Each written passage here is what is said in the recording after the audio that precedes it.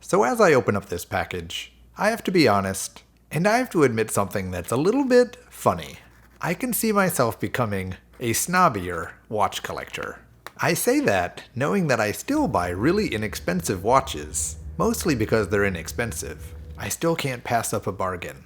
But I find that I only get really excited about watches that are truly special. So does that make me a watch snob? You tell me. But I will tell you, I got really excited when this watch came up for auction, and I was lucky enough to be the high bidder. Let's check it out. Welcome to another episode of Pocket Watch Time. My name is Patrick W. And since I called myself a snob, I might as well prove it. Today, I'm showing you a Platinum pocket watch by Elgin. Now, if you know anything about watches, platinum is not a common material. And if you know anything about pocket watches, platinum is really not a common material.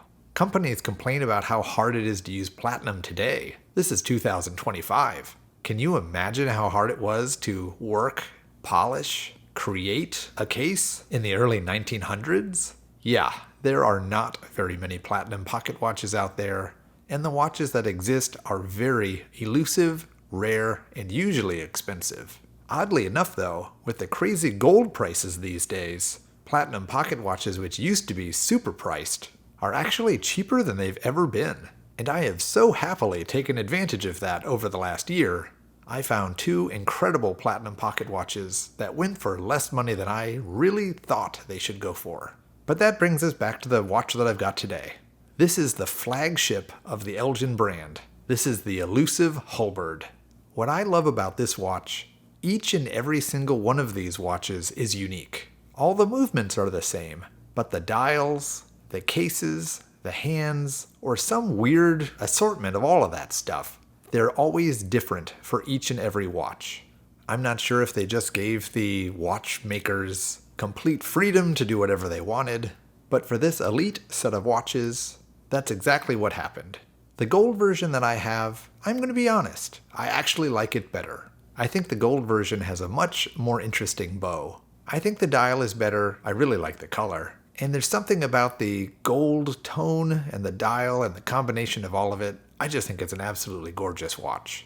However, I could not pass up a platinum. Very few of these watches were made in total, and far less were made in platinum. This is a pretty rare watch. The dial has the somewhat signature, interesting markers, an interesting font used mostly on the Hulburd. I'm not exactly sure why this one has a red star under the Elgin. I don't think I'm actually a fan of that, but it's there. I think the hands are super cool. The case, it's pretty normal.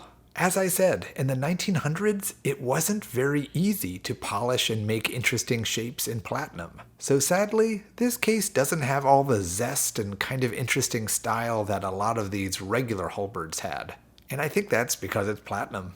So even though it's a Hulburd, it's got one of the more boring cases for a Hulburd. I wish that wasn't the case. But it wouldn't be a platinum watch if this wasn't true. And of course, not only is it a beautiful watch on the outside, the Hulburd movement is just really cool. It's not the most complicated of all the watch movements out there. As far as I know, it doesn't have the most jewels, it doesn't have the most adjustments, but instead it's just a really interesting movement. There's not really any other American pocket watch movement that looks anything like this. In general, most Elgin movements look like every other Elgin movement. The majority of Waltham movements, Hamilton movements, Illinois movements, they all from across the room look like a regular from that company movement. But this Hulburd movement, it doesn't look like anything else in the Elgin catalog, or really anybody else's catalog. So once again, it's just a really cool pocket watch. And if you can't tell, I'm hoping this isn't my last Hulburd pocket watch. I really like the general family of this watch. Maybe I'll find one with a more interesting dial. Maybe I'll find one with a really cool case shape. There's a couple out there that are pretty wild. And hopefully I can find more that don't have a monogram. I just don't like wearing watches with other people's initials on it. And sadly, being the VIP superstar pocket watches that these are, most of the ones out there, they've got monograms. So it really limits the amount of watches that I guess are available for me to buy. That's probably good for my wallet. I hope you enjoyed taking a peek at this really cool pocket watch. If this kind of content interests you, think about subscribing, leave a like on the video, and I'll catch you real soon in a new video.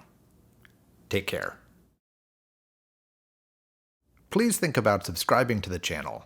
It's a free click to you, but it helps out the channel. Don't forget to like the video and leave a comment. And if you want to support the channel more, check out my links in the description.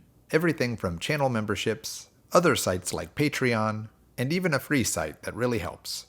Thank you so much. I really do appreciate the support.